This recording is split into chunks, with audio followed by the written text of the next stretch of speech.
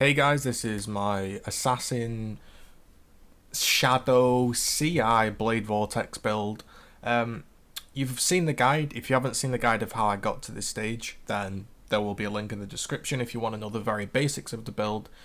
I've now been playing a few days in the league, and I've managed to kill Atziri and Uber Atziri, and I thought I'd show you how that went, how that goes, and I'd give a few tips on sort of the character in general.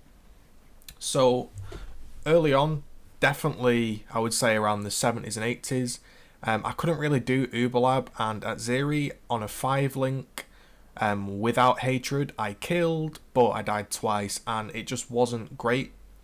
The biggest pieces of investment I've made is I took a 30 strength node just above the first part of the life wheel. I got a belt with strength on.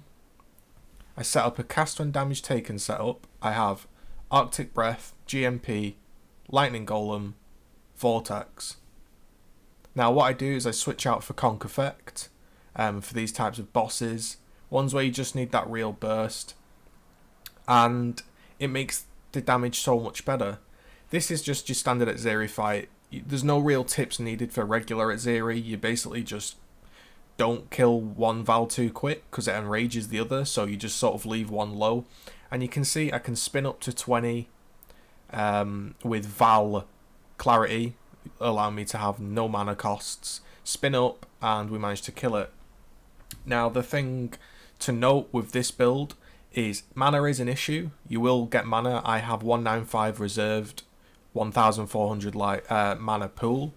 Now, the reason for this is I bought an Essence Worm. An Essence Worm, as you can see, is a socketed ring that allows you to put an aura in that gives +2 to the aura, so I get +2 hatred, which gives me loads of damage, but it makes my other auras, my Blasphemy and Warlord's Marked and Discipline, take up 40% more mana.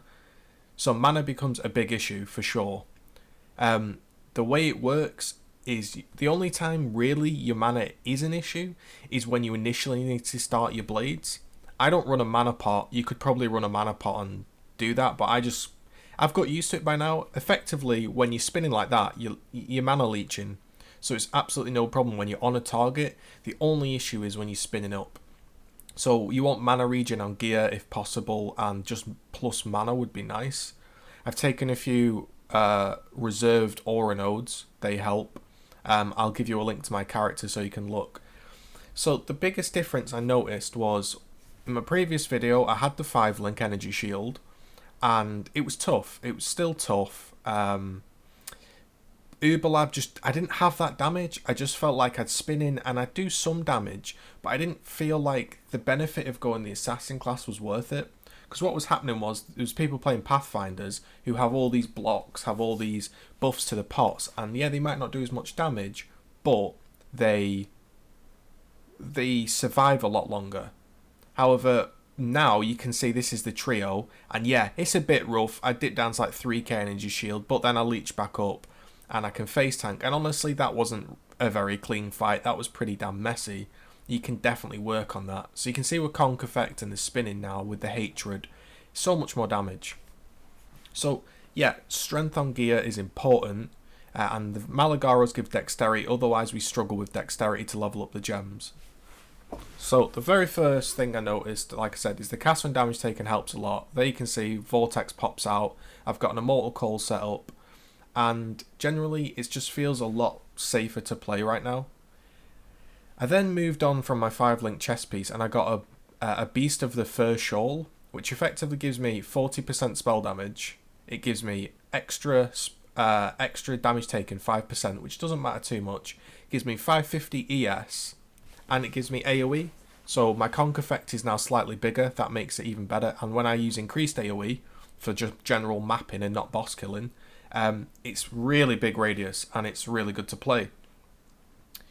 So the big upgrades you want to work on, I would say, is where I noticed the damage. I was lacking damage around the 80s compared to other people, and when I got that Essence Worm ring with hatred running, and I got the strength requirements to get a cast when damage taken set up, and I got a new chest piece, that helped a hell of a lot. Mainly the hatred is the big thing.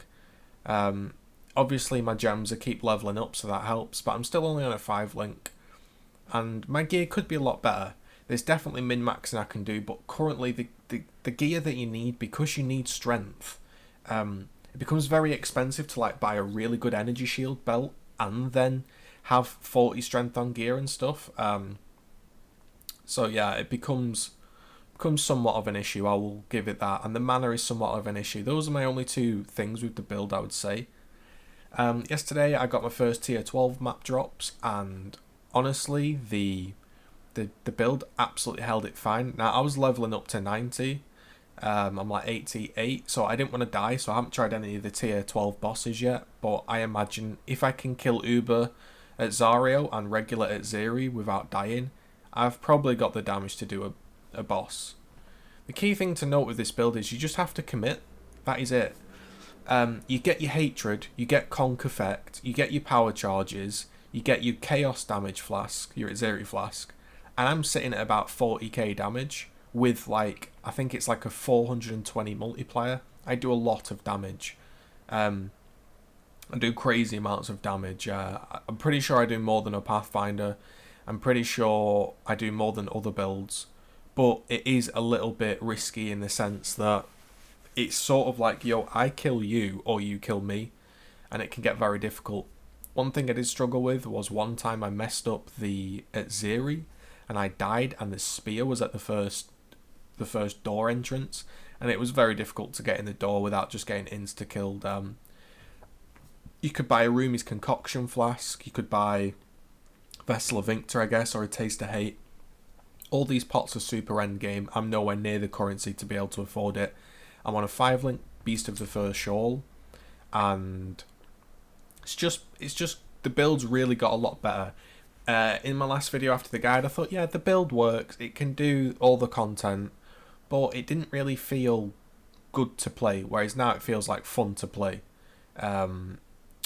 Endgame, a Void Battery Wand would be nice, instead of a Divinarius. You don't have to use a Divinarius, you could use a Spelled Wand with crit chance, a lot of spell damage, multiplier, and you could probably get like cast speed or mana regen, which you could use instead of Whirling Blade. You could use Flame Dash. So yeah, I would definitely say it's been going well. Right now I'm grinding up to 90, and I'm looking to just make currency for Void Battery, probably a really top tier helmet. I could get Blade Vortex Radius on it if I run the lab a lot. Amulet, I could definitely upgrade my amulet. There's no spell damage on my amulet. All my gear is upgradable, and a 6-link chest piece, so we're not even reaching endgame deeps, and we're doing about 40k with the 6 power charges up for Pop My Flask a little bit more, and then I've got all the multiplier. So Uber Lab, yeah, it's a little bit rough, I'm not going to lie. Also, I'm not too sure how these damn disruptors work, so it was a little bit confusing. I think he gets charges and then I'm meant to press it. I wasn't sure what the hell I was doing, so I just killed him, and I think he has charges in the next phase. But yeah, there's multiple things I've noticed with the build as well. Double bosses, extra bosses, huge packs actually works in your favour. Single target can sometimes be difficult because you're only leeching off one guy. If he's doing a lot of damage and you're trying to leech, then sometimes it's not enough and it gets really, really risky. Then you have to pop Val Discipline and you live. Val Discipline, by the way, get a couple of them. You could probably get a Val Grace as well or something like that. Or yeah, there's lots of different things you could do. But definitely notice the more things on screen, obviously the more you're leeching.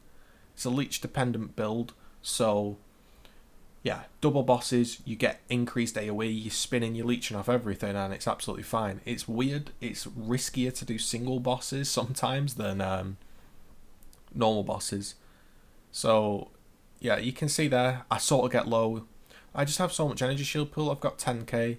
I think I basically have to play it really, really bad to die.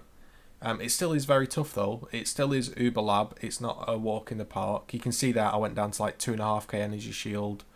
And sometimes you've just got to commit.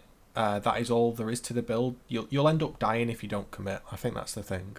See, I just spin up and then Then I fight him, look at the leech kicking in, 3k shield, leech kicks in. So I just wanted to give you a quick little update about the build. It's going fine. So key things to note: get your hatred in an essence worm ring, sort out your stats. It's a bit of a pain to get going, but once it's going, it's fine. And get a cast on damage taken set up, helps a lot. Work on your endgame pots, and that's pretty much it. I think it's a really fun build. We yet to see what sort of content it can tackle. I don't think this is uber viable. Maybe if I get a 6 link and I just get so much damage that I just do insane deeps, maybe. But I don't have the survivability of a Pathfinder, I don't think, unless I get all the flasks, which will still be good. It's not like the bad flasks. It's not like you need to be a Pathfinder to use them, but yeah, I don't have like crazy block chance or physical mitigation, so there's all those types of things you can work on. I just wanted to throw up a video. I had like 600 views, which was great. 600 views on my last video was brilliant. One of my more popular videos recently. So if this guide has helped you in any way, and you're wondering like, can the, I'm playing out the build, but what can it do? I'm trying to show you what it can do. I like to take my builds to completion. I only do 1 or 2 builds a league, and I really like to min-max them and really try to see what's possible.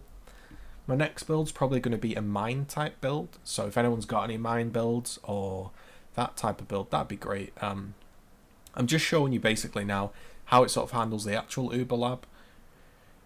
Your energy shield, so even if you get absolutely mullered by traps, you can just chill and regen your energy shield. That's such a help in the lab as compared to life-based builds. That's a bonus. Also, when I was low life essence drain last league, low life is just awful in the lab. At least CI you don't get melted. I think it deals damage in 2 ways. If you're low life, it treats you as HP and CI, so the trap just destroys you. But CI, it's not quite as brutal. So there we have it. Assassin, Blade Vortex, power charges, lots of things to work on. Beast of the First Shawl, Hatred, Void Battery, better shield, better helmet. Hell, better roller gloves you can get. There's lots of little things I can do. I'm going to be working on currency, trying to reach endgame really, and we'll see what we can do. So again, sort of rambling now, so I'll stop, but hopefully that's helped you. We'll catch you guys later.